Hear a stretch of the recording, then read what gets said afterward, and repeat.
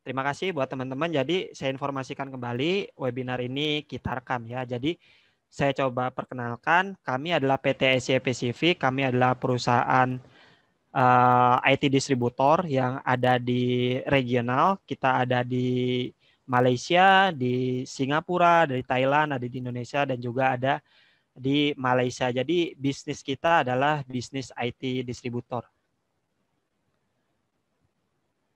Dan kita di Indonesia adalah distributor resmi dari ANSYS.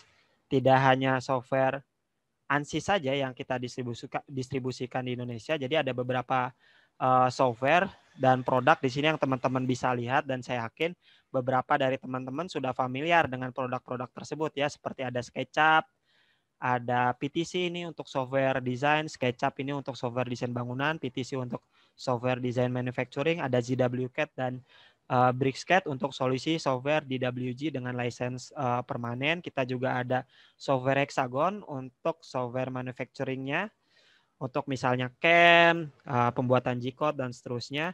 Dan tentunya kita adalah distributor dari software simulasi yang sangat populer yaitu ANSYS. Dan kita juga ingin, oh ya lupa tadi ya, 100.000 harusnya nih, bukan 50.000. Jadi buat teman-teman nanti kalau ada pertanyaan mengenai webinar kali ini, mohon taruh pertanyaannya di kolom Q&A ya, jangan di kolom chatting. Jadi nanti supaya kita bisa lihat pertanyaan-pertanyaan dari teman-teman biar nggak kegabung sama chatting ya. Nanti masing-masing akan dapat Rp100.000 ya, bukan Rp50.000 untuk 3 penanya terpilih ya. Jadi hanya 3 penanya terpilih yang dapat hadiah. Tapi buat teman-teman yang bertanya jangan takut, nanti kita akan coba jawab di email, kalau nggak sempat kita jawab di sesi kali ini.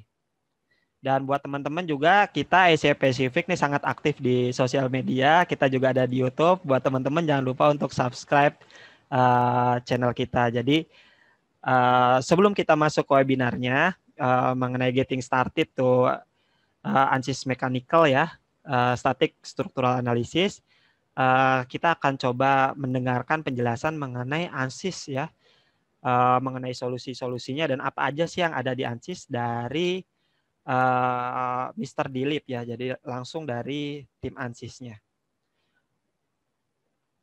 So for Mr. Dilip, I over to you to explain about ANSYS. Please, Mr. Dilip, take your time. Okay, thank you. Dili? Yes, Mr. Dilip, you can start. Okay. Good afternoon, everyone. Selamat siang. My name is Dilip Narayanan. I am Channel Business Manager for Southeast Asia in ANSYS. I'm based here in Singapore. I hope to travel very soon and probably meet some of you very soon in your city, Jakarta or outskirts or any parts of Indonesia. Till that time, I first of all hope and wish all of you are safe and healthy. Thank you so much for joining us today's this session. Today, we are trying to introduce what is simulation and what is ANSYS doing in the simulation industry. So I would like to begin to show you how you can do some innovation through the simulation. Before I go into details, let me introduce ANSYS as a company. ANSYS is in existence for 50 years. Last 50 years, we are very focused only on one thing, which is simulation. We are the market leader in the simulation industry, engineering simulation industry. We are the market leader with $1.7 billion revenue last year. Our products are being used by all the topmost technology companies in the world. That may be Apple, it may be Tesla, it may be GE, it may be NASA. All the top companies in the world are using, including many universities and academic institutions in Southeast Asia, in Indonesia, and in every part of the world. We are close to 5,000 people in this year, and we are very independent technologically. So our products work closely with all the different kind of CAD products and different kind of CAM products. We work together with them. Because of our very focused on this particular area, we bring very, very cutting edge new technologies to our customer to develop very, very exciting new products and exciting new technologies. This is a very small list of customers from our 50,000 plus customer community. You can see the names in each industry. The topmost companies of the industries are all working with us, using our tools to develop their innovative product. So whether it is a 5G chip or whether it is a very new consumer goods, whether it is a new kind of smartphone or even mobility related cars, electric scooters, or mine related tractors and crawlers. We work with almost everybody in this world to develop and help them to innovate. So this is our mission. And when we say mission to innovate and help them to customers, what we do is to help them to develop transformational product. When we say transformational product, few years back, if you look at it, you had a Nokia phones, and suddenly you find one day you come Apple phone, and you can see the revolution happened after that. One Apple phone came, and there are many other kind of smartphones in the market now. Now we cannot imagine a phone which is not a smartphone. That kind of transformational product is what we are helping our customers to achieve. So when you do this innovation, what we are doing is engineering what is ahead. When we say what is engineering, what is ahead means we are helping some companies to develop chips. The chips will go to some mobile phones which will come in the year of 2025. If we are talking about 5G, which is going to not yet rolled out in many countries, we are already working with some of those companies to develop those capabilities by that time. So we are helping companies to improve and develop some things which is not yet there. So we are always help them to engineering what is ahead. Few examples here. This is a Volkswagen race car. For the first time, this car has raced with the electric battery, and instead of the internal combustion engine. And we developed, with the help of Volkswagen, the whole car within the span of 8 months. More than that, it has won the race, and it was created a world record 17 seconds lesser than with what was it used to be for internal combustion engine. We work with the Airbus in Europe to develop aircrafts which are unmanned, autonomous aircrafts which can be controlled from the ground. We are working with them to develop the operating system for those kind of autonomous systems. We work with the Samsung for developing their 5G chipsets, which will be eventually come out in the years coming ahead. We also work with the Medtronics kind of medical devices companies to help and diagnose very complicated modern day diseases. So this is what we are doing with various industries. These are all just few examples. So what we are helping with our customers is we are helping in the digital transformation. So many companies are designing and using CAD, but when they end of the design, they take their product and make a prototype and take it to a lab to test it. We are ensuring that the whole process is seamless. Instead of going to a lab, you can do your test and validation in digital itself. That is how we are helping in digital transformation. While doing it, we can help them to improve their product, improve their performance, reduce their cost, and increase their lifespan. So that way we can help to use these tools, the softwares or this kind of products in the market and ensure that we are not polluting much. We are not using undesirable materials. We are optimizing the materials, what is available. At the same time, we are also helping all the engineers, scientists, designers product developers to develop new kind of products and ensure that their engineering creativity is optimally come out using these simulation tools. Now, what is happening in the market right now? When you look at everywhere, you can see that along with this pandemic, you can see that the electronics and digital world is spreading everywhere. Products are very complex. Electronics is everywhere. 3D printing is coming up now, and Internet of Things are there. Almost every aspect of products. Now, in this environment, anything what you do, whether you are developing a product, whether you are building a bridge or constructing a altogether new freeway, or even if you are working in a mine, there are simulation solutions for every aspect of this kind of businesses. And to achieve productivity, achieve improved products, and to ensure that optimized performances, simulation is the only answer. It can help innovation. It can manage very complicated machineries and control systems. It can reduce the total product development time. It can improve the quality, and it can eliminate performance risk and even warranty risks. Now, this is important when we are all in a digital era. A long time back, when we used to have very few simulation engineers. Now, with all this pandemic and with all this advancement of technologies and computerization, almost everybody is a simulation engineer.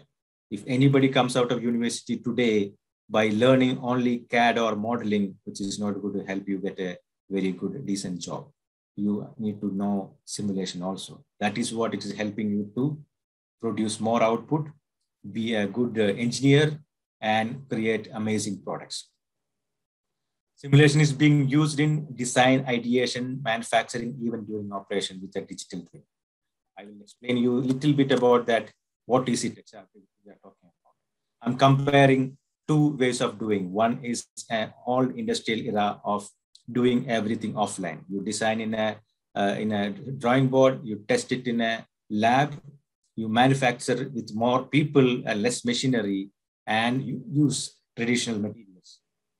In the digital current scenario, in a digital transformation area, what we are doing is you design in the CAD, then you do simulation, you bring the design into the simulation environment, and you do all the kind of testing and validation and performance reviews there. Then in a modern plant, there are more machines and less people.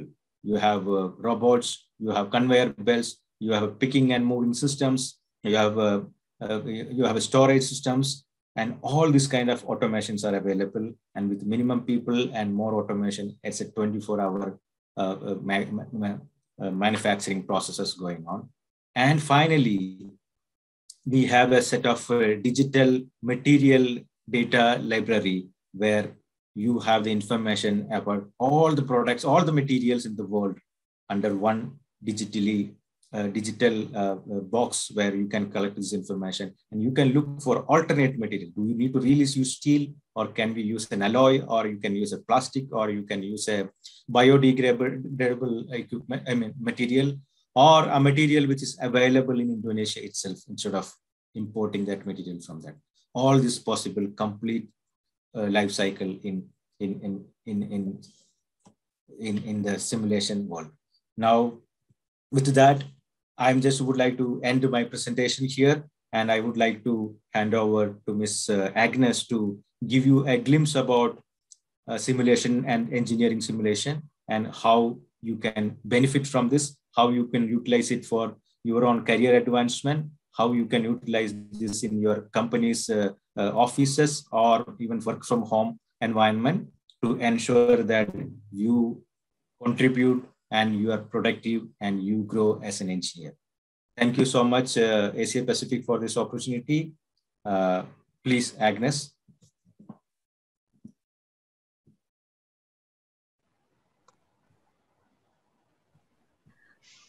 Okay, thank you so much, Mr. Dilip, for your presentation And I'd like to give you a presentation about getting started to ANSYS Mechanical Static Linear Structural Analysis. Jadi abis ini saya akan ngejelasinnya pakai bahasa Indonesia ya, biar semuanya lebih mengerti, lebih jelas.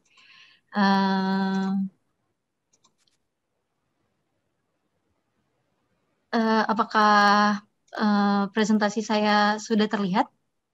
Mungkin bisa dibantu jawab lewat kolom chatnya. Sudah ya? Oke, terima kasih. Oke, terima kasih. Jadi siang ini terima kasih semuanya. Sebelumnya saya ucapkan makasih banyak sudah mendaftar ke webinar kali ini. Jadi saya ini Agnes Listiorini, seorang application engineer dari PT ACA Pacific. Hari ini akan menjelaskan tentang bagaimana sih cara menggunakan ANSYS Mechanical dalam simulasi. Saya akan menjelaskan tentang fitur-fiturnya itu seperti apa, dan nanti juga saya akan menjelaskan salah satu contoh problem definition-nya nanti dijelaskan. Itu contohnya adalah yang paling sederhana dulu, static linear analysis. Jadi agenda hari ini itu adalah yang pertama itu saya akan mereview sedikit tentang FEA, apa itu FEA, cara kerjanya itu bagaimana, dan lain-lainnya. Terus saya lanjut dengan ANSYS Workbench overview. Jadi ada yang namanya software dari ANSYS itu Workbench, itu ntar akan menghubungkan juga ke mechanical. Itu nanti saya akan beri sedikit briefnya. Selanjutnya ada modeling approach, tadi menggunakan salah satu problem, static linear analysis, dan selanjutnya melihat hasilnya dan dilanjutkan dengan Q&A. Jangan lupa nanti kalau misalnya di tengah-tengah ada pertanyaan bisa langsung aja dimasukin ke kolom Q&A, jangan di kolom chat karena takutnya tertimbun. Bisa di kolom Q&A nanti, dan 3 pertanyaan, ya sekitar 3 pertanyaan akan dijawab secara langsung di sini. Kalau misalnya waktunya nggak cukup, nanti pertanyaan yang lainnya akan dijawab via email, dan 3 pertanyaan yang akan dijawab itu nanti akan mendapatkan 3 penanyanya akan mendapatkan voucher 100.000 dari Asia Pacific. Oke, langsung kita mulai aja. Yang pertama itu agendanya itu adalah FEA overview. Jadi sebelumnya kita lihat video dulu ya.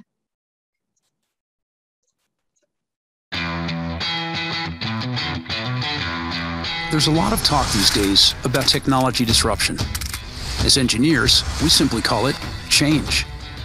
Solving problems in the race for smaller, lighter, faster, cheaper. Over these past 50 years, one simulation tool has been synonymous with engineering simulation. It's ANSYS Mechanical, the industry standard. ANSYS was founded on mechanical and finite element analysis. Ever since, we've provided engineers the power, accuracy, and flexibility they require. ANSYS Mechanical is easier than ever to use, seamlessly integrating with your favorite CAD software. Contact creation is automatic. Meshing is simple, intuitive, and fast. Mechanical is advanced technology, bringing you the latest advancements in additive manufacturing, multi-body dynamics, crash simulation, and material data management. ANSYS Mechanical is ready for the next 50 years, ready to set new standards, to find new ways forward, to engineer what's ahead.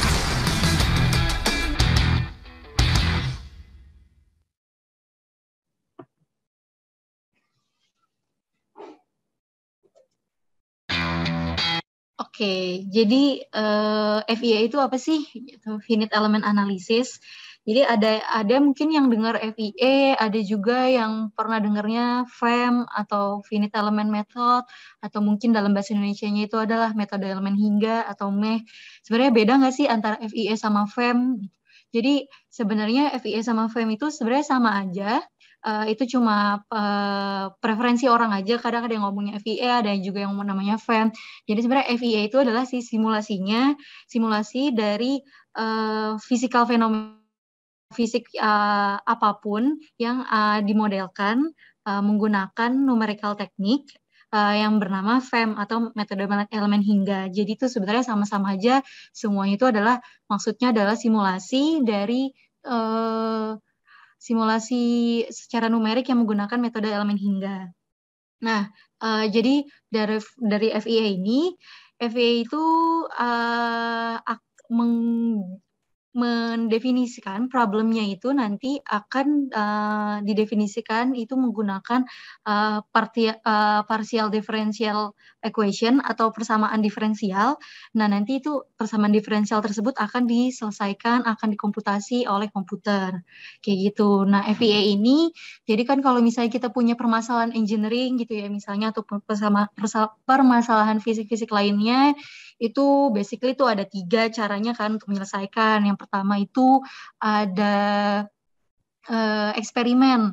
Eksperimen ini pasti yang kita tahu itu adalah biayanya sangat mahal, waktunya juga membutuhkan banyak waktu dan lain-lain. Nah, terus kalau misalnya selanjutnya itu ada juga menggunakan analitik. Nah, tapi kalau misalnya analitik ini kekurangannya itu adalah biasanya hanya untuk kasus-kasus yang simple. Kalau misalnya kasusnya lebih advance sedikit, itu akan makin lebih susah menghitungnya dan tidak mungkin juga ada juga yang belum ada metodenya untuk menghitungnya. Gitu. Terus selanjutnya itu ada juga yang namanya numerical technique. Nah, numerical technique itu salah satunya adalah menggunakan FEA ini atau metode elemen hingga. Jadi FEA ini sebenarnya salah satu cara menyelesaikan fenomena fisik itu ntar kita misalnya mau menampilkan apa stresnya, atau mungkin kita pengen tahu deformasinya, pergerakannya misalnya, atau mungkin dalam kasus thermal itu kita pengen tahu heat flow-nya tuh berapa sih, kayak gitu. Jadi ini adalah penjelasan tentang FEA. Nah, selanjutnya gimana sih cara kerja dari FEA? Jadi secara sederhana, saya akan menjelaskan bagaimana FEA itu bekerja dengan cara yang sangat amat sederhana. Pertama nih, tadi kan ada fenomena fisik ya, ada problem fisik, itu didefinisikan dulu. Misalnya contohnya ini ada penggaris yang ditekan ke bawah. Jadi pertama ini ada penggarisnya. Ada penggarisnya, dia memiliki material tertentu, dia memiliki modulus yang punya Poisson ratio, dan lain-lainnya. Tapi kalau misalnya 2 hal tersebut itu adalah yang material properties yang paling penting kalau misalnya di dalam static linear analysis, seenggaknya itu ada 2 material properties tersebut. Nah, jadi ini misalnya dipegang sangat amat kuat, jadi sehingga pergerakan itu fix di seluruh degree of freedom atau DOF-nya. Jadi dia nggak bisa gerak secara translasi, dia nggak bisa bergerak secara rotasi di alam segala arah. Terus misalnya ini dikasih juga nih gaya ke bawah atau downward force. Nah, ini didefinisikan dulu segala macam boundary condition-nya, didefinisikan juga load-nya itu untuk selanjutnya di sini contohnya. Misalnya ini dilihat tampak kertasnya, ini penggarisnya. Jadi misalnya ini digambarkan sebagai fix, dipegang sangat amat kuat, dan ini selanjutnya ini ada gaya ke bawah. Ini dilihatnya karena tampak kertas ya. Nah, selanjutnya sesuai dengan namanya finite element analysis atau finite element method, atau dalam bahasa Indonesianya itu adalah metode elemen hingga. Jadi si penggaris yang ini itu akan dibagi menjadi bentuk-bentuk yang lebih kecil atau yang disebut dengan elemen. Nah, bentuk elemen ini jumlahnya itu terhingga. Jadi dia walaupun sebanyak apapun, misalnya ada ribuan atau ratusan atau jutaan atau bahkan miliaran, itu tapi jumlahnya dapat dihitung atau finite. Jadi makanya metode ini dinamakan finite element analysis karena jumlahnya itu finite, bisa dihitung. Nah, ini jadi dari penggaris tersebut dibagi dibagi menjadi bentuk-bentuk yang lebih kecil. Nah, ini yang namanya elemen. Jadi kalau misalnya kita lihat elemen itu, ini adalah satu kotaknya, itu namanya elemen, dan ada yang namanya adalah node atau nodal. Node itu adalah titik di mana satu elemen dan elemen lain itu bertemu. Nah, selanjutnya setelah di break, jadi bentuk-bentuk yang lebih kecil, itu kita harus tadi mendefinisikan kan physical problems-nya itu, boundary condition-nya seperti apa, force-nya itu seperti apa. Nah, ini jadi setelah dibuat elemennya, jadi masing-masing elemen itu ada equation-nya sendiri yang menghubungkan antara satu sama lainnya, kanan kirinya. Itu tuh hubungannya seperti apa sih? Kekakuannya itu seperti apa sih? Yang sebelah kanan tuh bisa gerak nggak sih? Sebelah kiri tuh bisa gerak nggak sih? Atas bawahnya bisa gerak nggak sih? Kayak gitu. Itu masing-masing elemen itu ada equation-nya sendiri dan diproyeksikan ke dalam nodalnya. Nah, setelah itu udah masing-masing satu-satu elemen itu punya equation-nya sendiri. Nah, selanjutnya masing-masing equation itu membentuk suatu matriks besar. Contohnya adalah seperti ini. Ini global stiffness matrix. Jadi semua persamaan itu dijadikan dalam satu equation yang besar. Jadi nanti ini stiffness matrixnya ini diketahui dari fenomena fisiknya, dari materialnya tadi misalnya contohnya ada E-nya. Nah itu kita selanjutnya, nah ini adalah yang tidak diketahui. Kita pengen tahu nih setelah dikasih force, ini kan force-nya kita tahu ya di ke arah bawah dan di ujung. Nah, ini tuh kita pengen tahu nodal displacement-nya. Displacement itu pergerakannya itu seperti apa sih? Nah, nanti dari displacement ini nanti bisa juga dicari tahu stresnya itu seperti apa sih, tegangan itu seperti apa sih, regangan itu seperti apa sih, apakah dia apakah dia kuat menahan bebannya, dan selanjutnya. Nah, selanjutnya ini adalah pekerjaannya dari komputer, yaitu solve matrixnya. Seperti itu. Nah, selanjutnya permasalahan apa aja sih yang bisa diselesaikan menggunakan FEA?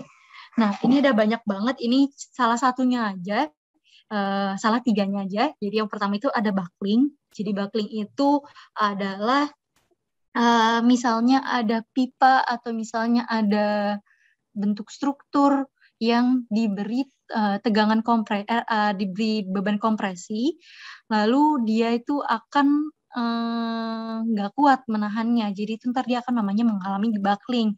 Nah, di dalam FEA ini bisa menganalisis buckling itu sendiri. Jadi dia sampai bisa kapan sih menahan beban kompresi itu sampai dia mengalami buckling. Jadi sebelum dia mengalami buckling tuh bebannya berapa sih gitu. Nah, terus selanjutnya ini contohnya adalah yang thermal. Ini contoh sederhana, bukan sederhana. Contoh yang daily kita kali ya, kalau misalnya kita liburan, misalnya lagi ke pantai atau mungkin lagi ke gunung, kita nyalain api unggun, jadi di tengah ini itu adalah kita api unggun. Kalau misalnya ini terlihat nggak ya? Sebentar. Ini tuh kalau kita zoom, ini tuh ada orangnya. Nah, orang ini nah, ini di sebelah yang merah itu, kecil itu ada orangnya. Nah, ini hasil dari analisisnya. Jadi, dia tuh si manusianya ini yang di sekitar api unggunnya itu terkena api unggunnya itu, dia suhu di tubuhnya tuh berapa sih? Distribusinya itu seperti apa sih? Nah, ini juga bisa dianalisis gitu.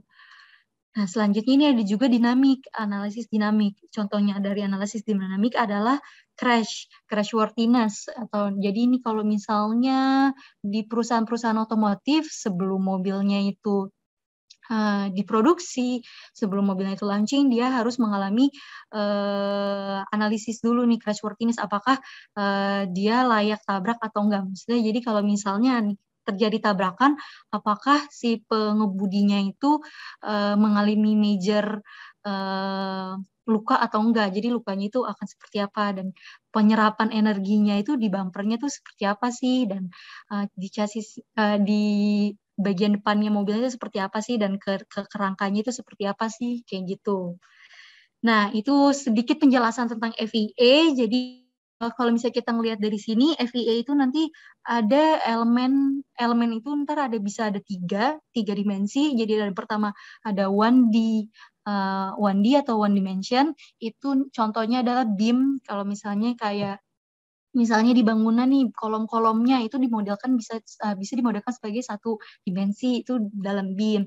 Terus misalnya ada juga contohnya kalau 2 dimensi itu kapal. Misalnya kapal itu dia kan tipis, skinnya. Nah itu tuh juga, atau pesawat itu skinnya kan tipis. Misalnya itu dimodelkan sebagai surface element atau shell element, itu adalah 2 dimensi. Dan yang ketiga, kalau misalnya kompleks, kayak misalnya mobil ini, bumpernya, itu tuh dimodelkan dalam 3 dimensi. Kayak gitu. Nah selanjutnya, saya akan menjelaskan lebih mengenai tentang ANSYS-nya. Yang pertama, sebelum ke mechanical-nya, saya akan menjelaskan tentang workbench. Jadi, apa sih ANSYS Workbench itu? Nah, jadi ANSYS Workbench itu adalah platform dari ANSYS yang menyediakan untuk workflow-nya. Jadi, misalnya kita punya engineering problems nih, misalnya contohnya di sini ada static structural, tapi sebelumnya dia tuh ada analisis thermalnya. Jadi, dia sebelum dianalisis, misalnya dia di preheat dulu, dia dipanasin dulu suatu strukturnya itu. Nah, jadi kalau misalnya di workbench ini, dia ada namanya project schematic-nya ini. Project schematic ini bisa mengatur workflow-nya. Itu jadi seperti flowchart. Jadi misalnya awalnya nih, pertama kita geometri dulu. Dari geometri ini tuh nyambung ke si steady state thermal analysis-nya. Jadi misalnya kita di sini mau mendefinisikan dia sebelum di tes static structuralnya, dia mau di preheat dulu, mau dipanasin misalnya sampai 500 derajat misalnya. Itu, nah ini dia analisis dulu di sini. Nah, terus selanjutnya dari solusinya ini, solusi dari thermal analysis ini akan dilanjutkan ke static structuralnya. Ini akan berhubungan ke dalam setup di static structuralnya. Jadi dia sebelum static structural ini, si thermal load-nya itu akan di-assign sebagai preload-nya. Jadi jadi dalam model itu, kondisinya itu di dalam model static structural ini sudah ada hasil analisis dari thermalnya. Jadi enaknya workbench ini adalah kita bisa ngatur nih, ini selanjutnya ini mau kemana, terus mungkin modelnya ini ntar mau diduplikasi, terus habis itu mau diganti apanya. Jadi ini kita bisa melakukan semuanya di dalam ANSYS Workbench. Nah, ANSYS Workbench ini nanti bisa manggil atau membuka standalone dari software-software ANSYS lainnya. Gitu. Misalnya contohnya di geometri, nanti dia bisa membuka ada namanya kalau misalnya untuk preprocessingnya di ANSYS itu ada namanya space claim. Jadi ntar kalau misalnya kita buka geometrinya, itu nanti dia akan ngebuka, si workbench ini akan ngebuka aplikasi atau software space claim standalone-nya. Jadi ntar kalau misalnya kita close tanpa kita nge-save, itu ntar dia langsung nge-save di workbench-nya, dan itu langsung updated ke dalam project skematiknya ini. Nah, di dalam ANSYS Workbench ini sendiri, analisisnya ada banyak banget, dan seperti yang tadi saya udah contohin, itu ada yang backlink, ada explicit, dynamics, ada model analisis, static structural, thermal, dan lain-lainnya. Nah, ini adalah contoh dari analisis-analisis yang bisa dilakukan di ANSYS Workbench, atau yang bisa juga ke mechanical-nya. Gitu. Selanjutnya nih, kita nonton video lagi dulu. Sebentar.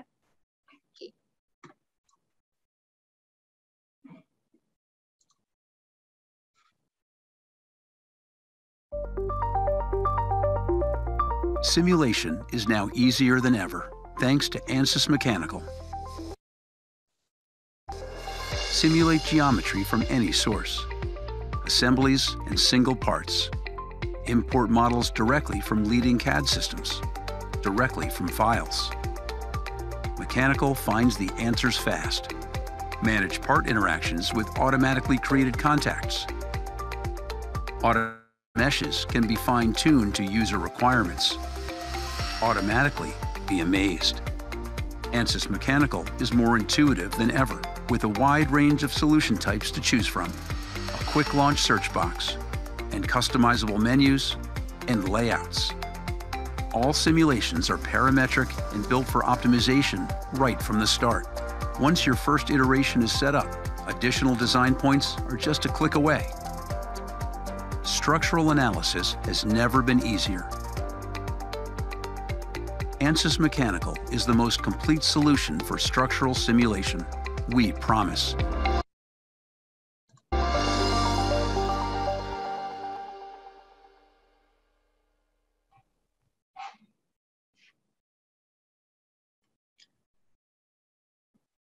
Oke, lanjut. Jadi itu tadi penjelasan mengenai ANSYS Mechanical. Nah, ini kita akan melakukan modeling di ANSYS Mechanical. Sebelumnya saya perkenalkan dulu nih problem statement-nya apa sih untuk hari ini. Jadi itu adalah valve body sebagai salah satu dari industri cooling system. Jadi di sini nanti ada fluida, ada gas yang mengalir untuk mendinginkan sistem industri. Ini jadi karena ada fluida yang mengalir, itu ada pressure yang terjadi, yang dirasakan oleh valve body ini. Itu design pressure-nya itu adalah 7 MPa. Selanjutnya itu juga ini tuh di atas ini tuh dia ada seal-nya, ada flange-nya. Jadi ada yang namanya clamping force sebesar 9.600 Newton. Dan materialnya yang digunakan adalah gray cast iron. Nah, jadi pertama itu apa sih yang harus dilakukan di ANSYS untuk melakukan FEA analisis? Jadi step by step-nya ini adalah seperti ini. Yang pertama itu adalah membuka ANSYS Workbench dan mendrag and drop static analysis ke project schematic, lalu selanjutnya itu adalah menambahkan materialnya. Jadi mari kita lihat ya. Ini sudah terlihat kan ya videonya? Boleh minta dibantu di chat, kolom chat.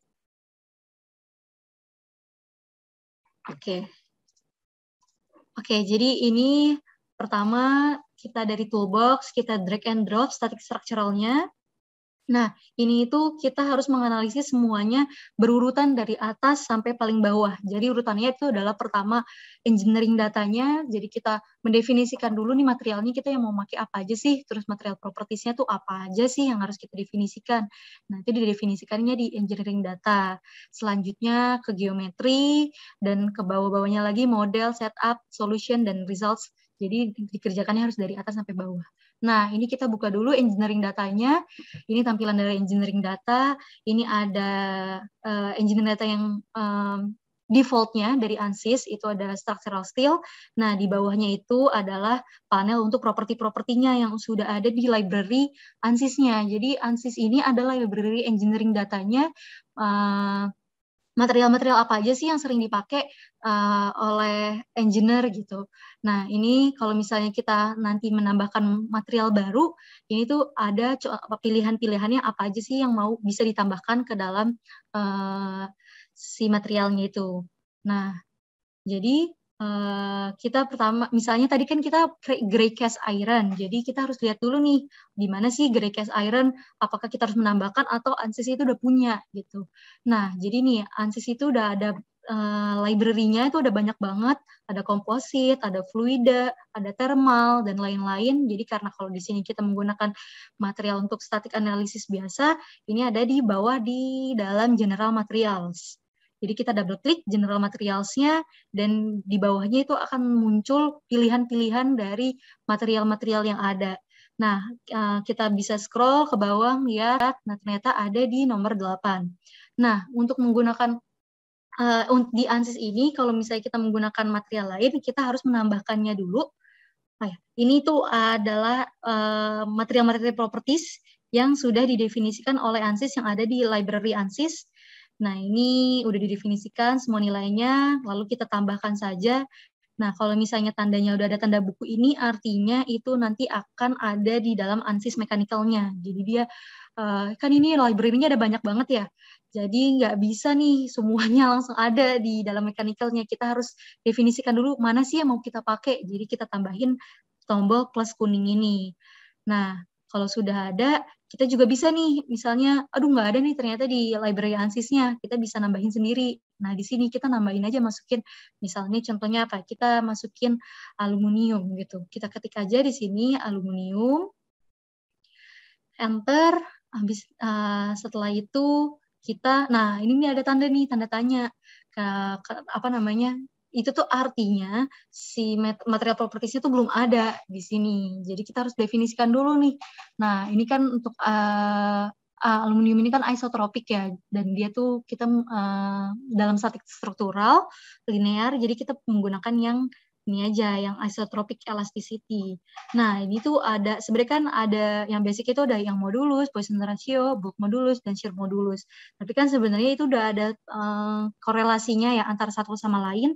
Jadi kita tinggal ini aja nih, kita pilih aja nih, kita mau derive-nya, kita mau menurunkannya itu dari material properties yang mana. Misalnya kita tahunya itu Poisson ratio sama modulus yang ya udah nanti kita tinggal masukin aja Poisson ratio-nya berapa, misalnya 0,3 kita masukin aja, terus misalnya modulus yang-nya berapa, kita tinggal masukin lagi aja. Oh, itu tadi 0,3 saya nggak bisa pakai titik, jadi harus dipastiin dulu ya ini pakainya titik atau koma. Itu kalau misalnya nggak bisa berarti mungkin pakainya koma 0,3. Nah, yang modulusnya berapa? Di sini kita juga masukin itu unitnya itu sendiri juga bisa kita ganti, ada GPA, nanti ada juga MPa, atau mungkin kita menggunakan British units, itu juga ada. Ini contohnya aja ya, misalnya kita masukin 20. Nah, dia tuh otomatis menghitung bulk modulusnya berapa, shear modulusnya berapa. Kayak gitu, ntar kalau udah ditambahkan, ini nanti otomatis langsung masuk ke dalam ANSYS mechanical-nya. Oke, sudah. Kalau misalnya tadi sudah menambahkan gray cast iron dan structural steel, kita lanjut lagi. Ini kan kita sudah menambahkan nih materialnya. Kita lanjut lagi ke bawahnya, yaitu import geometry. Nah, gimana sih cara import geometry di ANSYS? Nah, seperti ini. Nah, jadi kalau tadi udah, kita balik lagi dari engineering data, kita balik lagi ke project. Nah, ini tuh, oh ya, sebenarnya saya perkenalkan dulu deh. Ya, ini Workbench itu tampilannya seperti ini, UI-nya. Di sebelah kiri ini, yang tengah dulu, yang paling gede, itu adalah project skematiknya, seperti yang tadi saya jelaskan. Ini adalah bagian utama dari Workbench. Jadi ini adalah workflow-nya nih kita definisikan di sini, dan selanjutnya ini adalah analisis sistemnya. Ini kita mau analisis apa, ada di sebelah sini, ini mungkin komponen sistemnya. Jadi kayak misalnya dalam static structural ini kan butuh geometri, nah itu ada di komponen sistemnya. Nah ini sebelah kanan itu ada properties-nya, misalnya kita nanti mau import juga yang surface body atau enggak, dan lain-lainnya itu ada di sini. Nah, ini itu contohnya adalah untuk mengimport geometrinya. Nah, ini dia. Ini kita mau, misalnya kita mau import juga nih material properties-nya, misalnya dari CAD atau CAD atau yang lainnya software itu kita udah ada nih material properties-nya, udah kita definisikan di CAD-nya. Nah, itu kita bisa juga nih menambahkan, langsung ngecek aja di material properties-nya, dia otomatis nanti langsung nge-import juga si material properties-nya. Nah, ini analisis tipenya adalah 3 dimensi. Nah, ini yang saya ganti adalah compare parts on update itu associatively, itu agar nanti kalau saya ubah lagi geometrinya, ke analisisnya itu tinggal diupdate aja bagian mana yang berubah, tapi bagian lainnya itu tidak berubah. Misalnya sudah didefinisikan boundary condition atau kontak dan lain-lainnya. Nah, ini geometrinya tinggal klik kanan. Oh, nggak kelihatannya di sini, jadi ntar dia klik kanan, kita pilih import. Oke, karena nggak kelihatan, coba saya share screen saja ya contohnya. Nah, ini geometri ini sedikit berbeda tampilannya karena ini yang sudah selesai. Ini jadi geometri, kalau saya mau import itu klik kanan, tinggal di sini nanti karena ini sudah ada, jadi ini replace geometri. Kalau belum ada, misalnya contohnya saya tarik aja. Nah, ini geometrinya ini klik kanan, import geometri, dan browse aja itu ada di mana. Tuh. Oke, lanjut lagi.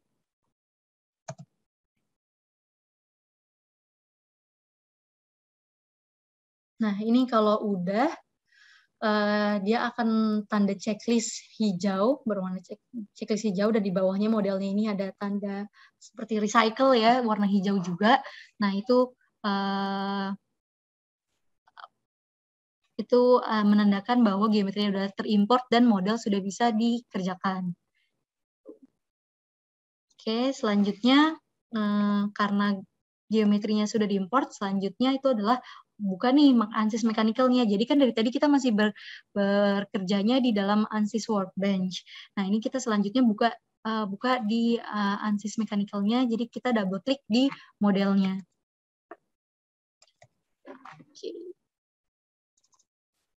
Nah, kalau misalnya udah dibuka ANSYS Mechanical-nya, selanjutnya itu kita, ini saya contoh buka dari edit dari space claim-nya, atau tadi misalnya jadi di klik kanan, jadi dari yang ini tadi, geometri setelah saya import, itu saya klik kanan, dan saya edit geometrinya itu untuk melihat geometri itu seperti apa sih gitu. Misalnya diperlukan dulu nih edit geometri, itu tinggal klik kanan dan edit geometrinya. Nah, itu seperti ini. Misalnya contohnya kita ngelihat ini ada namanya space claim. Jadi jangan khawatir kalau misalnya dari kita udah bikin modelnya dari software CAD lain, itu tinggal diimport dan kita bisa edit-edit lagi di Space Claim ini. Nah, Space Claim ini tampilannya seperti ini, dia ada banyak banget fitur-fiturnya, fitur-fitur yang sangat amat mempermudah, bahkan untuk orang-orang yang nggak punya background CAD, itu tuh bisa menggunakan software ini dengan belajar itu dengan amat sangat mudah.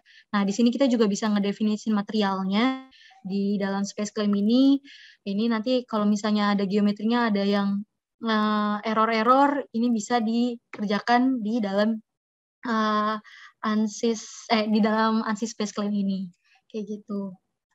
Ini tuh tampilan-tampilannya. Jadi kita bisa nambahin material sendiri atau mungkin udah ada materialnya. Dan ini ada dia tampilannya udah ribbon ya, seperti software-software lain. Nah, ini dia ada desain, misalnya kita mau pindahin, ini ada toolbar-toolbar lainnya yang mempermudah kita dalam mengedit geometri sebelum melakukan analisis. Atau mungkin setelah analisis, ada lagi nih yang mau diedit dulu, ternyata kayaknya misalnya terlalu tajam, ujungnya edge-nya terlalu tajam, kita bisa edit di dalam Space Claim ini. Nah, ini ada banyak banget fitur-fiturnya yang dapat membantu kita. Kalau sudah, selanjutnya kita buka ke mechanical-nya. Nah, kalau misalnya dibuka mechanical-nya, itu tampilannya adalah seperti ini. Yang pertama, saya mau jelasin dulu cara, ini tampilan-tampilannya dulu, UI-nya dari mechanical. Ini yang pertama, yang paling atas itu ada namanya QAT atau Quick Access Toolbar. Nah, Quick Access Toolbar, ini tidak terlihat, jadi saya tampilkan saja secara langsung.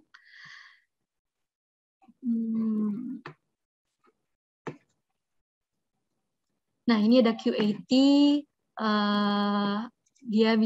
kita bisa customize, jadi apa aja yang sering kita lakukan itu bisa ditambahkan di sini, di customize. Nah, ntar kita tinggal tambahin aja, misalnya kita butuh sering ini misalnya section plans, kita tinggal tambahin aja, jadi di dalam sini udah langsung ada otomatis, jadi untuk paling klik icon cepetnya gitu. Tapi kalau misalnya nggak ada, tinggal di remove dan close aja gitu. Nah, selanjutnya untuk UI-nya lagi,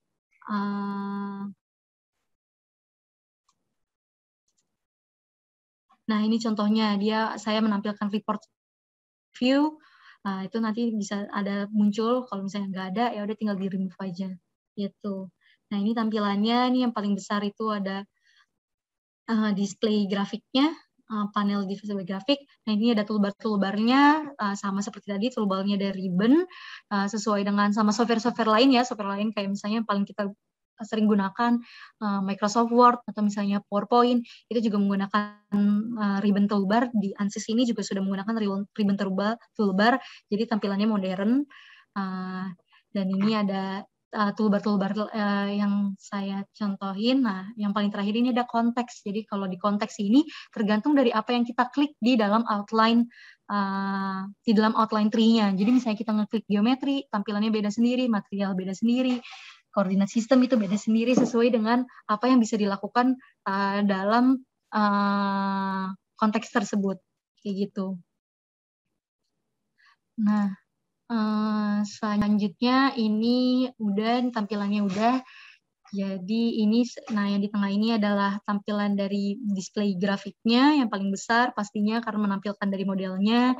Dan ada yang di sebelah kiri ini adalah namanya outline panel, itu menampilkan, ini bentuknya adalah tree, jadi kita bisa buka, ada parents-nya dan ada children-nya. Jadi misalnya kayak geometri itu udah menampilkan ada komponen body, materialnya tadi sesuai yang sudah kita upload, itu ada aluminium, ada gray cast. Upload di sini maksudnya tadi udah ditambahin ya dari engineering data. Nah, di sini bisa ditambah-tambahin, kita lihat aja sesuai dari paling atas sampai paling bawah. Nah, ini sama kayak dengan konteks toolbar tadi, detail panel ini itu sesuai dengan apa yang kita klik. Kayak misalnya sekarang saya lagi ngekliknya yang di atas itu adalah modelnya, model A4 itu sesuai keluarnya details untuk model. Sekarang saya klik untuk geometri, jadi dia keluarnya detail untuk geometri, dan itu berisi informasi-informasi atau apa yang perlu kita isi nantinya. Kayak gitu. Oke, lanjut aja. Ini contoh-contohnya. Tadi saya buka satu-satu. Nah, ini di bawah juga itu ada message-nya. Terus misalnya di paling bawah itu ada namanya status barnya, jadi itu berisikan message errornya mungkin, atau misalnya ada warning, itu ada di situ. Nah, ini juga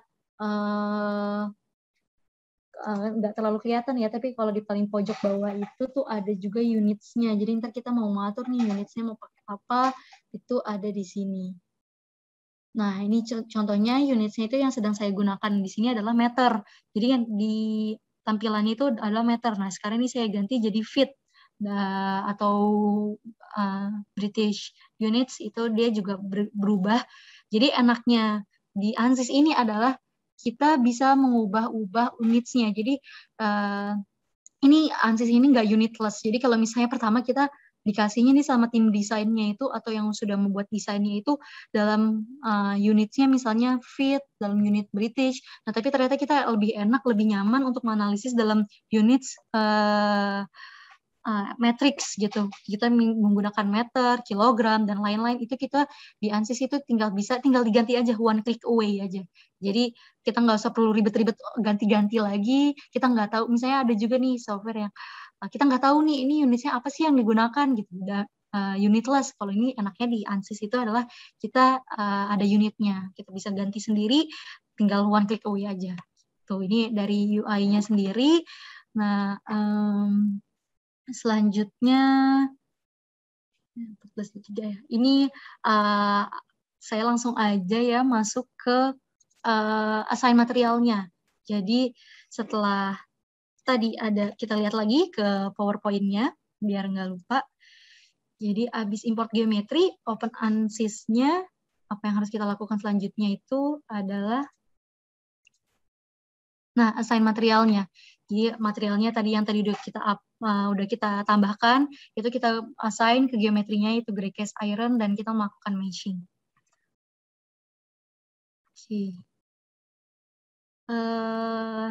Oke, kita lihat lagi videonya. Jadi ini untuk meng-assign material. Nah, jadi untuk meng-assign material itu diberikan ke dalam suatu komponen. Jadi kita harus buka dulu nih geometri P-nya, terus kita klik komponen, terus selanjutnya kita lihat tuh ada material assignment. Nah, default-nya itu dari ANSYS itu adalah structural steel. Tapi kita bisa ganti pastinya. Kita tinggal klik aja drop down-nya. Nanti ada pilihan material lainnya. Di sini tidak terlihat ya. Saya tunjukkan di mechanical-nya. Jadi kalau misalnya geometri, komponen, nah ini kita lihat detail ini, assignment-nya ini di sini ada gray cast iron sudah saya tambahkan. Kalau tadi kan structural steel, jadi dari sini kita tinggal ganti aja. Dari structural steel itu tinggal diganti aja ke gray cast iron, tinggal diklik. Nah, ini tuh material-material yang sudah ditambahkan tadi ke dalam engineering data. Oke, selanjutnya lagi. Nah, ini dia tadi material-material yang sudah ditambahkan. Ini sudah kita masukkan ya, gray cast iron. Nah, ini kita juga selain kita bisa ngelihat di engineering data, kita juga bisa nih melihat properties-propertiesnya di mechanical. Kita tinggal klik aja, nanti dia menampilkan material properties-nya di dalam mechanical. Jadi tidak perlu ngebuka lagi ke engineering datanya.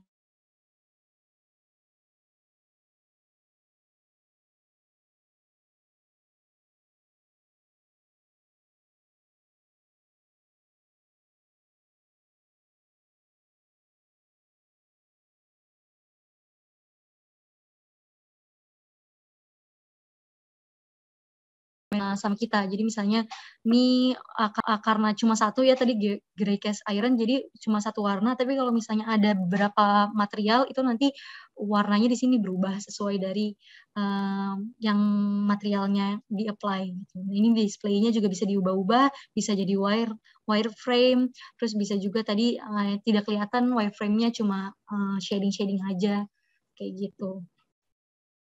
Oke. Selanjutnya itu adalah meshing. Lihat gimana sih cara nge-meshing di ANSYS. Nah, jadi udah geometrinya sekarang itu adalah ke mesh.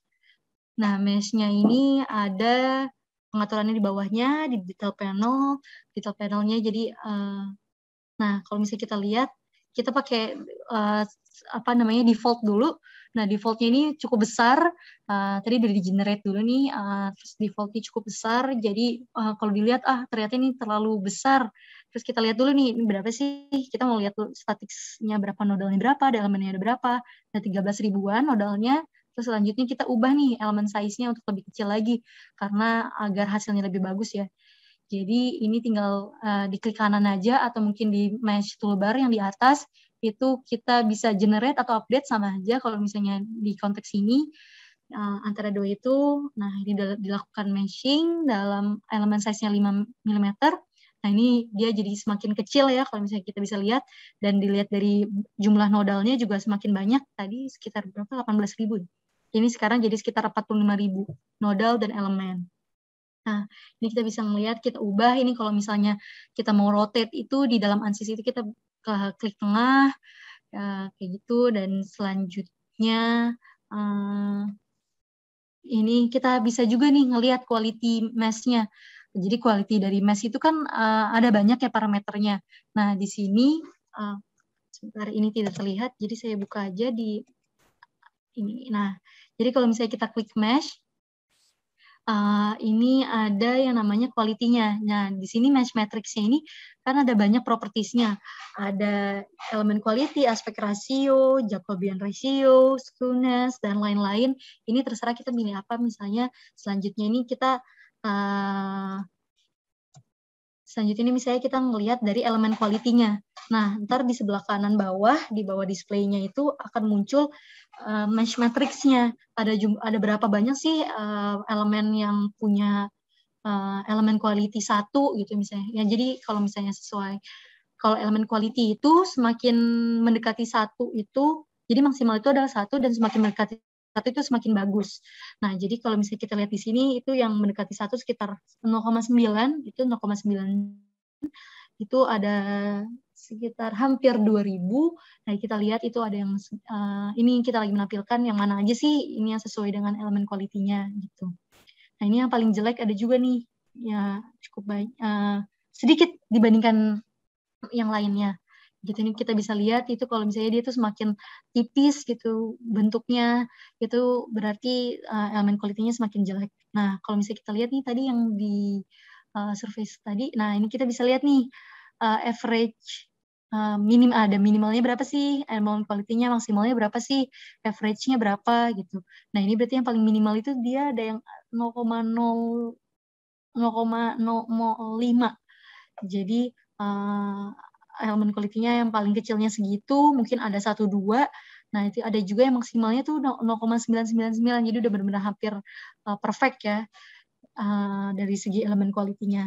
Nah, ini ada juga elemen quality yang lain, yaitu adalah aspek rasio. Jadi aspek rasio itu semakin bagus itu adalah mendekati 1, minimalnya itu ada 1, dan semakin bagus itu 1, dan sebenarnya masih bagus itu dalam aspek rasio itu masih sampai 4 sampai 5 itu masih bagus. Kayak gitu. Nah, ini saya akan menunjukkan aspek rasionya rata-rata tuh 2,5, cukup bagus ya meshing-nya, berarti walaupun menggunakan global mesh tanpa ada meshing-meshing lainnya. Kayak gitu. Oke, ini karena keterbatasan waktu, mari kita lanjut saja. Jadi selanjutnya itu adalah, ini kan tadi meshing secara global. Itu jadi langsung semua ukuran itu sama. Dalam artian elemen size-nya itu diusahakan sama, yaitu 5 mm yang tadi sudah dimasukkan.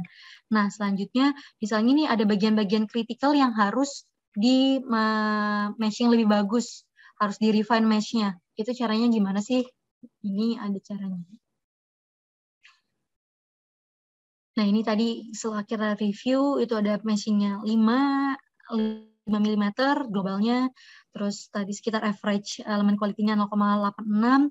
Terus, nah di bagian ini tadi kan dia akan ada clamping ya, jadi dia berhubungan langsung dengan clamp-nya, jadi itu saya prediksikan akan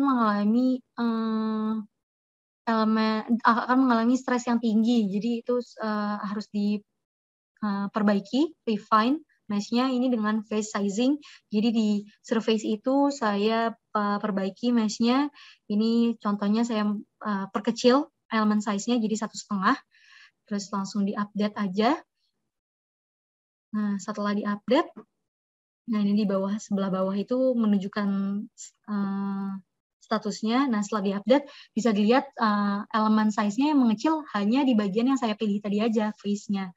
Nah, jadi karena ini face sizing aja, jadi di face atau surface itu aja yang mengalami pengecilan mesh-nya, yang lainnya masih sama. Nah, kita melihat ke bawah, nodes-nya pasti bertambah ya, karena semakin kecil, ada beberapa part yang makin kecil, dan average-nya itu nambah, jadi 0,89 elemen quality-nya. Sedangkan kalau tadi kan awalnya 0,68. Jadi secara meshing totalnya juga berarti lebih bagus nih dibandingkan yang tadi. Kalau tadi kan dia terlalu tajam ya, angle-nya. Nah, itu adalah cara untuk meshing lokalnya. Jadi ada beberapa metodenya ada banyak ya, kalau misalnya kita melihat ke sini. Itu ada meshing method yang diubah, metodenya itu yang diubah-ubah. Jadi ntar mungkin ada kita bisa sweep. Jadi misalnya ada bentuknya pipa gitu. Jadi kita meshingnya itu di dalam surface-nya aja, terus nanti dia ibaratnya meshing-nya itu di-extrude gitu ke bawah, jadi meshing-nya itu seragam bentuknya. Nah, itu bisa diganti lewat sini, terus bisa juga sizing. Tadi sizing itu ada banyak, bisa edge, bisa face, bisa juga body, itu yang diubah. Jadi tergantung dari apa yang kita pilih. Nah, apa yang kita pilih itu bisa dipilih dari sini nih. Smart Select ini, kalau Select ini bisa milih segala hal. Kalau ini vertex itu berarti poin aja yang bisa dipilih. Kalau ini edge aja. Jadi enaknya di ANSYS ini tuh adalah ini. Jadi kita kalau misalnya nih mau milih sisi gitu, tapi kalau misalnya nggak bisa, kalau misalnya ini kan benar-benar sisi aja yang kita bisa pilih.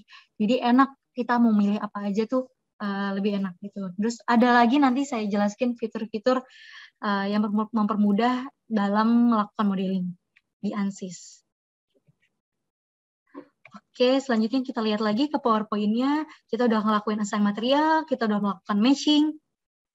Selanjutnya apa sih yang harus dilakukan? Stop. Maaf ya. Oke. Nah, selanjutnya ini kita apply boundary condition-nya. Tadi kan udah definisiin nih, si valve-nya ini sebelah kanan kirinya itu ada benda lain, ada flange. Jadi di sebelah kanan kirinya kita harus apply-in boundary condition-nya, dan selanjutnya kita juga harus apply dari si force-nya. Jadi ini sekarang kita adalah apply boundary condition. Oke, yang pertama kita apply pressure-nya dulu. Kita loadingnya, jadi ini tadi udah dari mesh semuanya. Gimana sih cara ngasih pressure?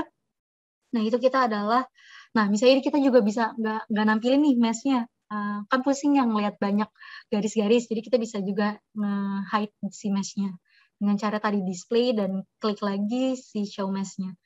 Nah, ini di static structural kita klik kanan insert, di sini nggak kelihatan ya videonya, jadi ini rada beda dikit karena udah saya tambahin. Ini klik kanan insert. Nah, ini ada pilihannya ada banyak. Jadi semua boundary condition dan force itu jenis-jenis force, bukan hanya force ya, misalnya kayak ada pressure dan lain-lain, moment dan lain itu ada di sini. Jadi harus ada di klik kanan static structural insert dan kita pilih aja kita mau menggunakan apa. Oke, jadi ini saya klik kanan, saya masukin insert pressure. Nah, tanya artinya belum ditambahkan. Yang warna kuning ini tuh adalah yang harus ditambahkan. Nah, ini pertama juga yang pastinya adalah geometrinya, di mana sih yang mau di-apply pressure-nya. Nah, ini tinggal diklik aja, kalau misalnya mau 2 kali klik itu ditambahin pencet juga kontrol. Nah, ini kanan kirinya. Nah, enaknya di ANSYS ini kita mau nge-apply ke dalam semuanya ya. Nah, ini tuh kita susah kan melihatnya kayak gimana sih. Nah, ini tuh tinggal diklik aja ujung-ujungnya. Nah, terus nanti ini tuh extend, dan itu ada extend limits. Extend sampai limits. Jadi kalau misalnya saya tampilin lagi langsung di sini ya. Misalnya saya ubah lah ya. Nah, ini tuh kalau misalnya saya klik lagi, klik kanan, klik lagi, ini pencet kontrol juga, ini juga pencet kontrol, itu sini pencet kontrol, ini extend. Nah, ini tuh ada 2 pilihan, ada adjacent yang sebelah-sebelahnya aja, atau limits, dari ujung sampai ujung nih, sampai limitnya. Jadi, kalau saya klik gini, nah, dia tuh otomatis ngambil semua yang dari ujung sana sampai ujung sini, jadi nggak usah ribet-ribet, harus pilih satu-satu lagi. Nah, jadi enaknya di ANSYS itu kayak gitu. Nah, tapi tetap aja nih kita harus hati-hati nih. Kayak contohnya yang ini dua face ini tuh belum, jadi kita harus tambahin manual. Kayak gitu. Ini kalau udah tinggal di-apply aja. Kayak gitu. Nah, jadi ini tadi udah dipilih semuanya. Kita ngeliat nih garis-garis hijau nih. Udah semua, tapi ada yang belum ternyata. Kita harus hati-hati juga walaupun menggunakan fitur otomatis, kita juga tetap harus hati-hati. Kan kita yang tahu ya, kita mau nge-apply-nya di mana, tetap kontrolnya itu ada di kita. Kita harus mengecek dulu apakah itu sudah sesuai yang kita inginkan atau belum. Kalau belum bisa ditambah atau mungkin bisa dikurangi. Kalau ingat lagi, sekali lagi, kalau menambah itu tinggal pencet kontrol. Kayak gitu. Nah, ini sangat mempermudah karena dapat mempersingkat waktu modeling juga, apalagi kalau misalnya modelnya gede. Nah, ini udah ditambahin, tapi pressure-nya belum ditambahin. Tadi sesuai dengan definisi problem statement-nya itu adalah 7 MPa design pressure-nya. Sudah ditambahin. Selanjutnya itu adalah, nah, ini kalau kita lihat, ini ada time step dan step-nya. Nah, ini kita ngelihat tampilan-tampilannya semua udah dipilih ya. Nah, misalnya kita mau lihat juga nih, tampilan dalamnya tuh kayak gimana sih, kita bisa pakai section plane, jadi yang ngebagi. Kita ngeliat, nah ini udah terbentuk nih section plane-nya, jadi kita bisa ngeliat bagian dalamnya dari si valve body-nya. Nah, sudah bisa dilihat kalau memang benar-benar semua surface dalamnya sudah terpilih. Kayak gitu. Oke. Material pressure-nya udah, sekarang support-nya. Nah, ini pressure-nya udah, tadinya tanda tanya udah jadi tanda centang hijau, artinya sudah di-apply, sudah semua yang harus dimasukkan informasinya. Ini langsung aja, static structural ini tambahin lagi untuk support-nya. Ini mungkin akan saya percepat ya, karena waktunya sudah mepet, karena keterbatasan waktu. Nah, ini saya menggunakan frictionless support. Itu frictionless support itu adalah definisinya menahan pergerakan dalam arah normal. Jadi dia bisa bergerak di sisi normalnya, tapi dia tidak bisa bergerak. Dia bisa misalnya dia bisa bergerak. Kalau misalnya contohnya kayak gini, ini dipilih di surface ini, jadi dia tidak bisa bergerak dalam arah Y, tapi dia bisa bergerak dalam arah X dan Z. Kayak gitu. itu dipilih sesuai dengan, karena di dalam di sebelah kanan dan kirinya itu ada bagian pipa lain, mungkin ada pipa atau mungkin flange, jadi dia tidak bisa bergerak. Nah, selain itu juga kita harus nge-apply frictionless support di dalam bolt-boltnya ini, karena kalau tidak ini akan kurang dari segi boundary condition-nya, dan ini juga emang dia kan pada kenyataannya dia di sini ada bolt-boltnya ya, jadi kita harus tahan juga pergerakannya menggunakan frictionless support. Nah, ini ada cara lagi yang sangat amat mempermudah engineer. Jadi misalnya saya contohin aja di sini karena tidak terlihat di videonya. Ini frictionless support, ini kalau misalnya dilihat ini udah kepilih. Ini misalnya saya ulang lagi nih ya. Ini saya klik aja, ini salah satu bolt surface-nya. Nah, kita bisa milih select by. Jadi saya ingin memilih semua surface yang mempunyai ukuran yang sama. Jadi tinggal diklik aja dan dia otomatis kepilih semua. Dibandingkan kita ngeklik satu-satu, itu kan lama banget ya. Jadi ini cuma butuh nggak ada 5 detik. Dan itu udah langsung kepilih semuanya.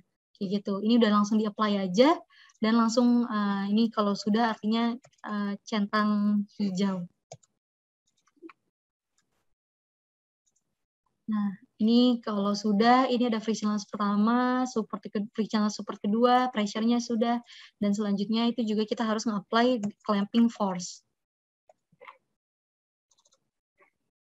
Nah, ini clamping force-nya, kita klik kanan, tambahin force. Nah, ini geometry apply-nya, tinggal kan kita pilih aja karena di arah sini. Jadi clamping force-nya, jadi kan clamping force itu adalah gunanya untuk mengencangkan ya. Kayak ibaratnya kita buka botol minum, kita kencengin, itu kan gayanya ke arah bawah. Nah, sedangkan berarti kalau dalam reaction force-nya di sini, dia apa yang dirasakan di sini itu adalah ke arah atas. Jadi ini force komponennya itu ke arah atas, kita bisa mendefinisikannya pakai 2 cara, ada bisa pakai vektor, bisa juga pakai komponen. Ini kalau ini menggunakan vektor, kita bisa ubah-ubah nih arahnya ke bawah atau ke atas, ini udah benar, ke atas, atau mungkin kita bisa pakai komponen. Nah, ini komponen itu kita menggunakan XYZ komponen. Nah, karena ini dalam arah Z, kita tinggal tambahkan aja 9.600 sesuai dengan definisi awal. Di problem definition yang tadi, kalau misalnya ke bawah tinggal ditambahin minus aja, jadi ke bawah. Ini sesuai dengan arahnya, kita harus pastikan juga ya arahnya gitu. Udah, kalau udah selanjutnya ini udah semua, kita lihat lagi ke PowerPoint-nya. Kalau udah semua, pressure udah, ini udah, kita tinggal solve si permasalahannya, static structural-nya. Jadi ini tinggal jadi cara ngerannya itu adalah kalau sudah ini kita klik kanan di static structural. Ini kalau misalnya kita perhatiin, ini saya akan buka dari mechanical-nya. Kalau kita perhatiin ini udah pada centang hijau semua, artinya sudah bisa di-run nih, karena ini udah benar. Nah, ini tanda petir artinya belum, harus butuh di-update atau di-solve. Nah, ini solution-nya belum ada, makanya tandanya masih kayak gitu. Nah, kalau misalnya kita lihat di mechanical, nah misalnya contohnya kayak gini, ini kalau misalnya kita mau ngambil solusinya apa aja sih yang kita pengen ambil, jadi kan ada banyak banget yang bisa kita lihat dari FEA ini. Contohnya ada yang paling sederhana adalah ada deformasi, stress, strain, itu yang biasanya yang paling sering kita gunakan. Nah, ini tuh tinggal kita klik kanan aja, insert, atau deformasinya apa, yang total, atau arah. Misalnya kita cuma pengen tahu arah dalam arah X itu kayak gimana, itu bisa. Terus strain-nya juga, strain apa, kita mau equivalent, maksimum principal, dan lain-lain, stressnya juga bisa, tinggal diklik-klik aja. Nah, kalau misalnya sudah, ini nanti ada di ANSYS ini juga bisa otomatis nih, kan kita tujuannya adalah melakukan FEA ini, kita harus tahu nih integrasi kayak gimana sih kekuatan dari si struktur yang kita analisis gitu, apakah dia kuat menahan bebannya atau bahkan melebihi dari material propertiesnya gitu, misalnya tensile strength-nya misalnya 150 MPa, apakah dia melebihi dari itu atau enggak, itu tuh kita bisa juga menggunakan stress tool ini, safety factor. Jadi kalau misalnya dia melebihi 1, artinya dia melebihi dari material properties kekuatannya itu tadi, strength-nya. Ini kalau udah, ini tinggal klik kanan dan solve atau evaluate all results sama saja. Ini tinggal klik kanan, dan ini udah ada hasilnya. Saya coba contohkan, saya tunjukkan. Ini tadi gaya-gayanya dan boundary condition-nya udah ada. Ini saya menambahkan. Nah, ini ada juga. Nah, jadi kalau misalnya sudah di-solve tadi, walaupun belum kita tambahin, ini kita bisa tahu nih berapa, apa sih yang terjadi selama runningan itu gitu. Jadi ini ada total memori yang digunakan dan lainnya, total yang kita punya. Nah, terus kalau misalnya itu juga, nah di dalam sini kalau misalnya kita lihat, ini ada number of warning message dan error. Jadi kalau warning itu masih bisa dilanjutkan. Itu cuma warning aja, misalnya kayak contohnya itu deformasinya terlalu besar. Tapi itu masih bisa dilanjutkan, itu berarti tidak sampai error. Tapi kalau misalnya error ini berarti nggak bakal keluar hasilnya. Nah, di sini karena kita berhasil, ini errornya 0. Kalau misalnya ada error, nanti kita bisa melihat apa sih errornya, apa sih yang harus kita perbaiki dari modelnya, itu di dalam solution informasi ini, worksheet-nya. Kayak gitu. Ini tinggal diklik aja, ntar kita ke worksheet ini, kita tinggal Ctrl F, cari error, itu nanti muncul error-errornya dan kita bisa troubleshooting sendiri, misalnya nyari ke forum-forum, atau mungkin bisa juga nanya ke yang lebih expert, bisa juga nanya ke teman-temannya atau orang-orang FIL lagi yang lebih expert gitu. Itu ininya, dan tadi kita harus memilih. Kita jadi di ANSYS ini kita bebas nih memilih apa aja sih yang mau kita tampilin. Jadi kita nggak berat dulu nih awalnya pas ngeran. Jadi karena kita bisa nampilin sesuai apa aja yang kita inginkan aja. Kayak gitu. Nah, ini kita bisa lihat ini total deformasinya seperti ini. Jadi dia karena dikasih clamping force di sini, jadi dia cukup besar ya di sini deformasinya karena dikencangkan. Dan ini di bagian-bagian pinggirnya sini, di valve body-nya itu karena ada pressure, makanya dia berdeformasi. Ini kita melihat maksimal deformasinya di sini adalah 0,006 mm. Nah, kalau misalnya kita mau ganti, ini tinggal ganti aja unitsnya, di klik di sini. Itu nanti otomatis langsung keganti unitsnya. Nah, ini hasilnya lagi yang lain. Nah, ini adalah, kalau ini adalah tampilan dari true scale-nya. Tapi kita misalkan, kalau misalnya dari true scale, kita nggak tahu nih pergerakannya sebenarnya kayak gimana sih, karena kan sebenarnya kecil banget ya tadi. Contohnya nih, total deformasinya 0,007 mm, kita nggak kelihatan ya, nggak kasat mata. Nah, ini kita bisa ubah scale-nya, bisa menjadi 2200 kali lipatnya. Nah, itu jadi tampilannya seperti ini. Jadi kita bisa punya bayangan nih, dia pergeraknya itu sebenarnya seperti apa sih, walaupun sebenarnya pergerak deformasi aslinya tidak seperti ini ya. Kayak gitu. Ini tetap sesuai dengan dari legenda yang di sini. Gitu. Ini kita bisa lihat kanan kirinya, terus kita bisa melihat juga nih pakai section plan, dalamnya itu kayak gimana sih. Gitu. Terus nah, ini deformasi, ini masih deformasi maksimal di situ. Kita bisa juga ngelihat nih di yang sini berapa sih, pakai probing namanya. Kita bisa klik hasilnya di nodal itu berapa deformasinya dan bisa muncul semua. Jadi kita bisa hapus lagi juga dan kita bisa tahu nih yang maksimal itu di mana sih. Tadi kan udah kelihatan merah di sini ya, tapi ternyata itu bukan maksimal. Nah, kita bisa otomatis ngelihat muncul aja di sini. Maksimumnya itu di mana. Ini untuk equivalence stress-nya 130. Nah, kalau misalnya, nah ini juga bisa tampilannya bisa diubah juga, mau dimunculin mesh-nya atau enggak, misalnya untuk menampilkan ke orang kan lebih enaknya kayak gini. Nah, tapi terkadang juga ada juga misalnya butuh orang yang kita tunjukkan juga butuh tahu nih quality mesh-nya tuh kayak gimana sih, mesh-nya kayak gimana, itu juga bisa ditampilkan. Ini juga bisa menampilkan undeformed-nya tuh kayak gimana sih, kayak gitu. Tapi ini karena perubahannya sangat sedikit, jadi tidak terlalu kelihatan. Nah, seperti itu contoh dari pemodelannya. Ini hasilnya tadi udah ditunjukin. Nah, jadi emang ANSYS ini penggunaannya sangat mudah ya, cukup mudah. Ini contoh-contoh case tadi, ini karena keterbatasan waktu saya jelaskan singkat aja. Ini contohnya nih ada juga nih namanya Humatech. Dia menggunakan ANSYS Mechanical untuk mendesain prosthetic design, jadi untuk kaki prostetik.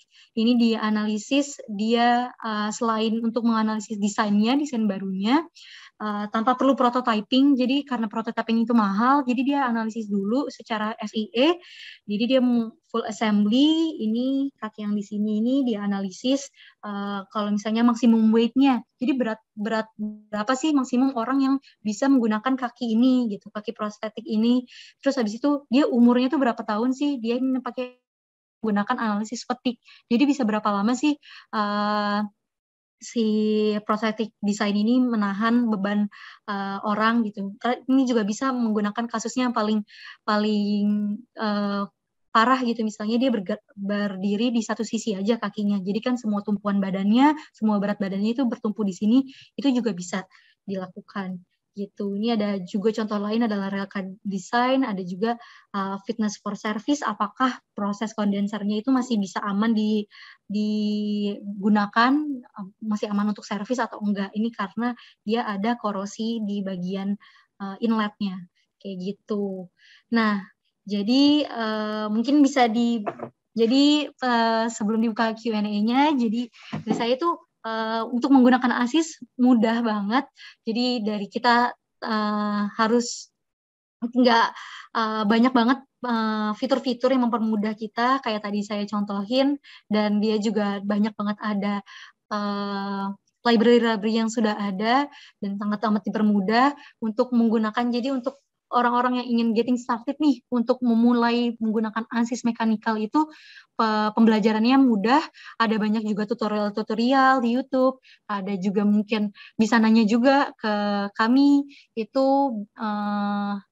pokoknya untuk menggunakan ANSYS Mechanical ini sangat mudah untuk membantu designing, prototyping, jadi tidak perlu membutuhkan uang yang banyak, waktu yang banyak, jadi tinggal menggunakan aja di komputer aja, di laptop aja, itu bisa menyelesaikan suatu problem dan kita tahu bahkan sampai umurnya berapa lama, gitu, seperti itu. Jadi ini sekian penjelasan dari saya. Apabila ada yang mau bertanya, ya ini sekarang sesinya udah cukup banyak juga ya yang bertanya di kolom Q&A. Ya, betul, saya balik lagi ke Pak Dwi. Ya, Pak. Iya, kayak seru banget Mbak Agnes. Makanya banyak teman-teman di sini juga yang sudah bertanya dan sudah beberapa juga dijawab langsung oleh Mr. Barat selaku technical specialist dari ANSYS. Dan saya lihat juga di sini banyak sekali ya Mbak Agnes fitur-fitur yang sebenarnya pas kita lihat di ANSYS Mechanical ternyata wah ini kayaknya fitur baru kita lihat juga nih, kayak tadi ada selection-nya tuh enak banget kan, bisa select by size. Iya Pak, benar. Juga bisa kita custom tuh mana aja yang mau muncul, jadi pas running simulasinya nggak terlalu berat. Kalau kita langsung running muncul semua kan berat, dan enaknya di ANSYS itu kan dia bisa di custom ya ternyata. Iya Pak, benar Pak. Jadi emang di ANSYS ini banyak banget fitur-fitur yang mempermudah. Jadi walaupun modelingnya susah, modelingnya ada banyak banget, ini kan masih yang sederhana ya Pak. Kalau misalnya full assembly gitu, ada banyak banget, misalnya bolt-nya sendiri mungkin ada ratusan. Kita kalau ngeklik satu-satu kan pusing juga Pak. Jadi bisa juga nih kita nge-select berdasarkan ukuran, bahkan ukurannya nggak harus yang sama, bisa juga diatur tadi lebih kecil dari atau lebih besar dari, kayak gitu. Ada banyak banget fitur-fitur yang mempermudahnya Pak. Apalagi konteks itu juga tuh pas kita pilih dia langsung muncul tuh fitur-fitur yang berkaitannya apa aja, jadi kita nggak usah bingung habis ke step ini dia lari ke tab mana, jadi udah langsung muncul sendiri ya.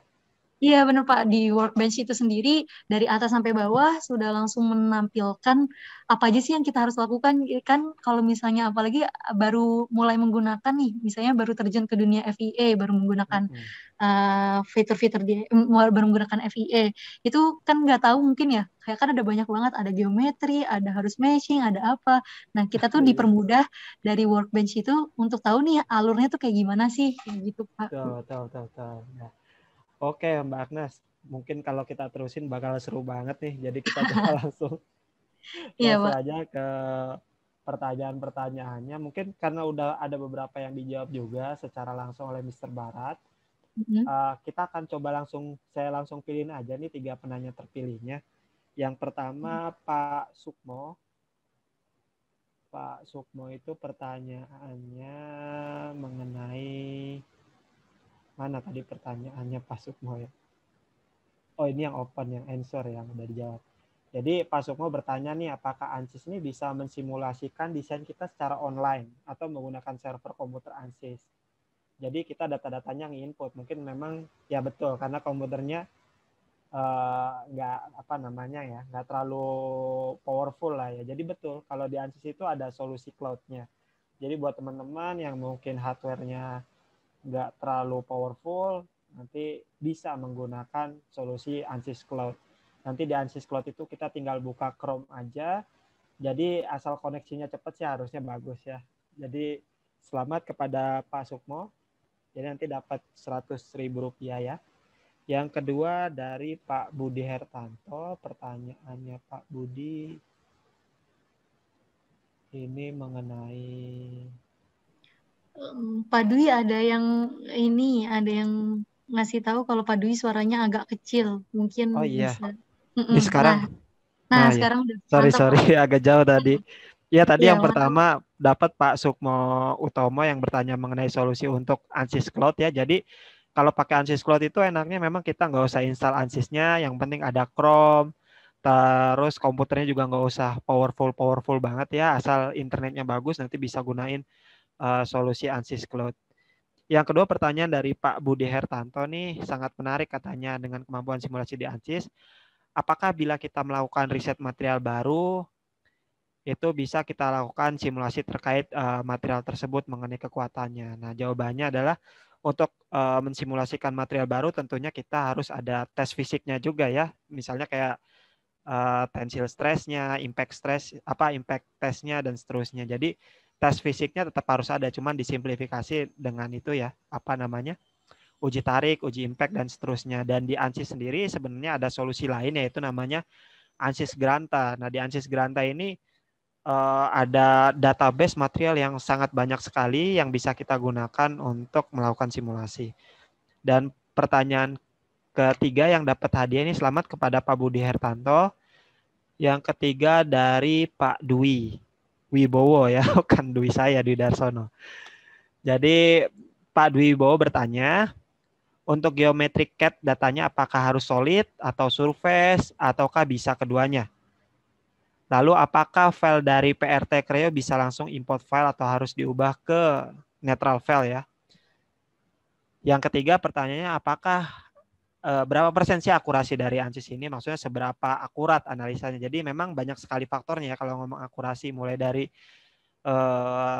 kebenaran dari ininya ya, database materialnya, lalu penentuan boundary condition-nya seperti tadi Mbak Agnes bilang ya, ketika kita flange sudah kita buat fix ternyata bolt-nya malah belum kita kasih boundary condition, nanti ngaruh juga ke akurasi. Jadi seberapa akurat teman-teman naruh boundary condition dan juga tentunya loads-nya. Nah tadi pertanyaannya untuk geometric CAD datanya apa aja yang bisa? Solid bisa, line bisa, surface bisa. Jadi kalau ada sketch garis itu bisa, neutral file bisa, edge step. Kalau misalnya teman-teman udah ada software desainnya, misalnya di sini Creo, bisa dibikin interfacing-nya antara Creo ke Workbench-nya. Jadi nggak perlu takut, itu udah ada solusinya. Dan buat teman-teman yang pertanyaannya belum terjawab, kita akan coba jawab via email. So for the question that we have not yet answer, we will send by email the answer. And then tadi kan di brosur juga ada hadiah ya buat 10 pendaftar pertama yang hadir. Jadi nanti saya akan cek tuh di registration file sama di attendee file kira-kira datang apa enggak tuh 10 orang itu. Nanti kita akan langsung hubungi lewat email atau lewat telepon ya. Dan mungkin itu terakhir mungkin buat teman-teman, saya pengen tanya nih mengenai webinar yang kita baru lakukan. Jadi teman-teman bisa isi pollingnya. So before we end the webinar, we want to launch the polling to know about how the webinar works for you. So please answer the webinar, the polling ya. We will launch the polling in the count of 3, 1, 2, and 3. Silakan teman-teman dijawab pollingnya ya. Jadi di situ ada polling, kita pengen tahu nih feedback dari teman-teman mengenai webinar ini, apakah ada yang perlu kita perbaiki, apakah dari webinar ini teman-teman ingin berdiskusi lebih lanjut mengenai software ANSYS, lalu misalnya apakah teman-teman di perusahaannya ada rencana untuk menambahkan software simulasi untuk membantu proses mendesain. Jadi nanti kita bisa bantu saja kira-kira modul apa nih dari ANSYS yang cocok buat teman-teman. Dan juga kita pengen tahu sih sebenarnya simulasi apa sih yang sebenarnya teman-teman hadapi, challenge-nya di tempat teman-teman bekerja, apakah mechanical, apakah terkait CFD, apakah terkait elektronik, apakah terkait dengan optik, apakah juga yang lain dari di atas, sehingga nanti kita bisa diskusi setelah webinar ini. Dan juga kita memang ada rencana nih buat teman-teman nanti ada mungkin kayak free online training dari Asia Pacific. Misalnya nanti ada free online training, apakah teman-teman berminat? Kalau misalnya berminat nanti kita akan coba prioritaskan karena seatnya sendiri, karena kita menggunakan Zoom terbatas ya. Jadi kita akan prioritaskan buat teman-teman yang jawab iya. Baik, silakan mungkin we are going to finish the webinar around 5 minutes later. So please for the participant to fill the polling ya. Ini sudah terisi nih hampir lebih dari 50%. Silakan teman-teman. Dan seandainya mungkin teman-teman nanti ingin bertanya ya mengenai ANSYS atau produk-produk Asia Pacific yang lainnya, silakan kontak saya atau kontak Mbak Agnes ya, atau bisa ke website kita di Asia Pacific, di aca-apak.com/id atau .com aja, nanti pilih yang Indonesia. Ya, atau bisa email saya juga nih, ada di email dwi.darsono@asiapacific.co.id, ini nomor telepon saya. Jadi buat teman-teman nanti yang mau menghubungi kami setelah ini, dan tadi memang ada pertanyaan-pertanyaan yang penjelasannya cukup panjang, nanti kita akan coba hubungi teman-teman ya untuk menjelaskan pertanyaan-pertanyaan tersebut. Oke, jadi mungkin terima kasih buat teman-teman yang sudah bergabung di webinar kali ini. Before we finish, maybe is there something you want to add, Mr. Krishna and Mr. Bharat?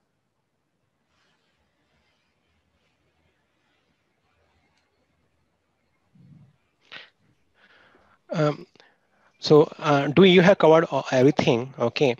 So this webinar would be very useful for the FA users, and they can get back to us, they can contact you if they have any questions further, and then from there we can follow on. Ya, sure.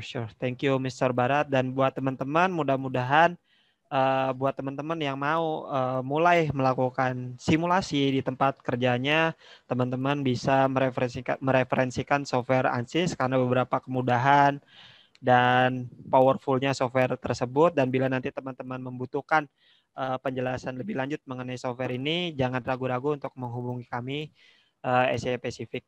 Jadi kurang lebihnya mohon maaf. Terima kasih buat teman-teman yang sudah bergabung.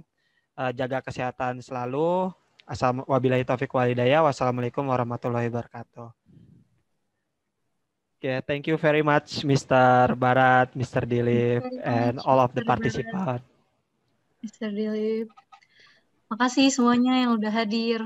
Terima kasih semuanya. Thank you all. Thank you. Sehat-sehat. Stay safe ya, Mr. Bharat. Yeah. Stay safe, stay healthy, Mr. Bharat, Mr. Dilip. Yeah. Take care. Stay safe.